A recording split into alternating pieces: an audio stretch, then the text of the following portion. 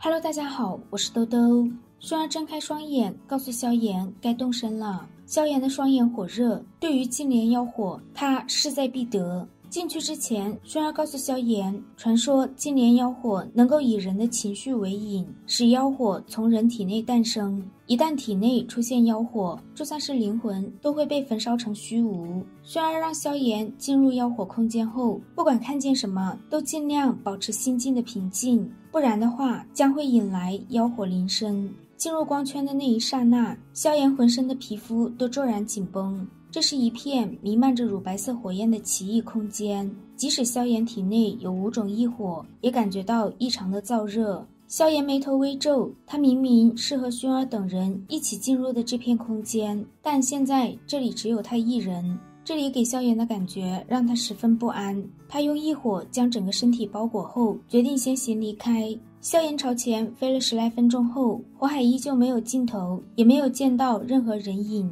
就在他一脸茫然时，前方不远处传来了细微的说话声。萧炎心头一喜，却发现前方的是魂灭生3人。萧炎体内的斗气悄然运转，问他们怎么会在这里。魂灭生的掌心涌现阵阵黑雾，化为一道有些虚幻的身影。萧炎如遭雷击，不可置信地看向眼前的父亲萧战。魂灭生的手掌缓缓搭在萧战的头顶，他告诉萧炎，和魂族作对只有家破人亡一个下场，而他现在就可以擒住萧炎，那萧战就没有继续存在的作用了。萧炎眼睛陡然血红，怒喊着住手。魂灭生冷冷一笑，将萧战的灵魂直接捏爆。萧炎身体剧烈的颤抖，一股恐怖的杀意冲天而起，他死死地盯着魂灭生，脚步往前一踏，瞬间他的身体凝固住，一股股乳白色的火焰爆射，疯狂地在他体内肆虐。剧痛让萧炎恢复了一些理智，他急忙抬头，却发现魂灭生3人早已消失。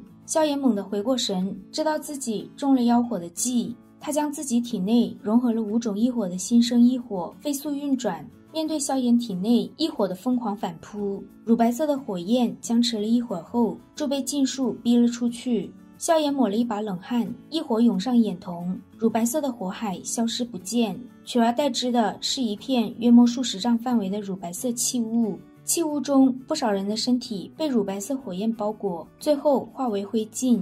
萧炎在前方不远处的地方发现了一脸痛苦，身体表面隐隐浮现火苗的药老。他咻的一下来到药老身旁，一掌轰在药老背后，一道掺杂了灵魂波动的声音传进药老耳中。药老瞬间脸色一白，猛地睁开双眼。片刻后，他抹去额头上的冷汗。先前若不是萧炎将他唤醒，恐怕他的下场好不到哪里去。药老有些担忧火云老祖他们。萧炎说他先前已经看过这片区域没有他们的身影，他猜测火云老祖他们多半是和薰儿等人在一起，他们那一行人实力强悍，要脱离幻境应当不难。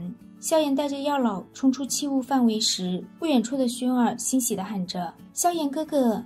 第一眼看到薰儿和紫妍等人，萧炎还有些怀疑，等发现不是幻境后，才终于松了口气。薰儿也没想到净莲妖火已经能够释放梦魇天雾，想必这1000年来他的实力必然大有精进。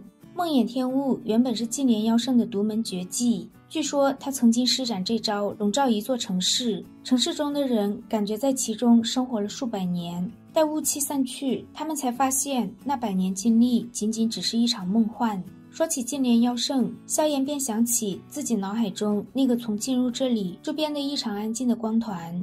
古南海先前已经试过，这里无法强行突破，撕裂空间也不行。他看向身后紧闭的巨门，根据古族先辈所说，顺着巨门之后的路一直走，突破重重阻碍后，便能见到净莲妖火。古南海的话音刚落，这片空间突然变得扭曲，一道道裂缝浮现。眨眼间，广场外的天空上被无数手持火焰长矛的人影占满，这些人都是被净莲妖火炼化过的火奴。面对这成千上万道人影的攻击，萧炎等人只能转身撞破巨门，努力朝着妖火大殿尽头而去。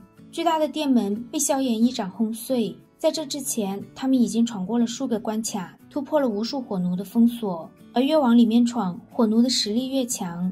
这一次，萧炎他们惊讶地发现，这个巨殿中竟然没有密密麻麻的火奴身影，轩儿以为闯关已经结束了。古南海缓缓摇头，他的目光死死地锁定在巨殿的中心，那里有一道有些干瘦、双目紧闭的身影。古南海和紫妍的身体轻轻一颤，一脸的凝重。这人是一名比他们俩还要强上一线的四星斗圣。萧炎有些不敢想象，净莲妖火究竟恐怖到了什么地步，居然能将四星斗圣变成火奴。古南海说，这人拥有着属于自己的灵智，比起那些完全被妖火控制的火奴来说，他有很大的自主权，想必这就是他们的最后一关。紫妍看向古南海，现在只能他们俩一起联手。萧炎等人进入大殿的瞬间，那道人影也睁开了他冰冷的双眼。干瘦人影在虚空轻轻一握，一柄看上去极为夸张怪异的血红巨斧凭空出现。古南海看到那个血色巨斧，眉头微微一皱，脑海中不断思索着什么。血色巨斧出现后，干瘦人影直接和古南海两人打了起来。萧炎等人远远退开，三名四星斗圣强者交手，他们可插不上手。在紫妍和古南海的联手下，干瘦人影逐渐落入下风，但他偶尔的反击依旧让紫妍两人有些狼狈。干瘦人影在一次被震退后，眼中涌上一抹疯狂的炽热，一道低吼声传出，他的眉心处缓缓出现一个符文。萧炎看到那个奇异符文后，整个人顿时如遭雷击。那人额头上的符文正是萧族独有的族纹。听到轩儿说这可能是萧族的哪一位前辈，萧炎心头一震。施展出族纹的血色男子很快就将紫妍两人身前的能量罩击碎。他的身形一动，巨大的血色斧头带着一股毁灭般的劲道，对着紫妍和古南海劈下。萧炎一咬牙，身形一闪，出现在紫妍他们面前。与此同时，他眉心处的萧族族纹也迅速浮现。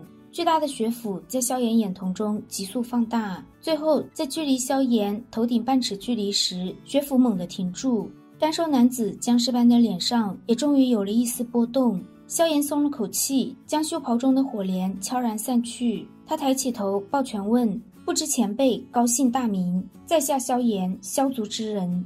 听到萧族两个字，他的嘴巴微张，沙哑地问萧炎，你是萧族的人？见萧炎点头，他的心头涌上一抹欣喜，但很快他的精神便有些恍惚，问自己是谁。你是萧晨，血斧萧晨。萧炎偏过头看向语带震惊的古南海。古南海虽然不认识萧晨，但却在古籍中看到过他的血色斧头。萧族当年有6位精彩绝艳之人，其中萧晨便是拥有一柄极为庞大的血斧。萧晨天赋惊人，算是萧玄的堂弟，但他为人不喜约束，喜怒无常。在他成名前，无数强者丧命于他的巨斧之下，最后他无故失踪，任凭萧族如何寻找也不见其踪影。古南海现在才想起，当初在萧晨失踪后不久，出现过净莲妖火的消息。萧晨在妖火空间算是躲过了萧族的大劫，倒也说不清是祸还是福。萧晨一脸挣扎，他的身体不断颤抖，乳白色的火苗从他毛孔中窜出。萧炎脸色微变，显然萧晨是在抵抗净莲妖火的控制。就在萧炎一筹莫展时，他脑海中的光团传出一道淡淡的波动。萧炎心头一怔，默默地感应着那股细微波动。片刻后，萧炎快步走向萧晨，猛地一巴掌搭在他的肩膀上。萧晨颤抖的身体诡异止住，乳白色火苗也徐徐消散。萧晨抬起头，目光有些复杂地看向萧炎额头上的族纹，问他萧族现在如何了。萧炎轻声说，萧族已经不复存在。随后他简略地将如今萧家的情形说了一遍。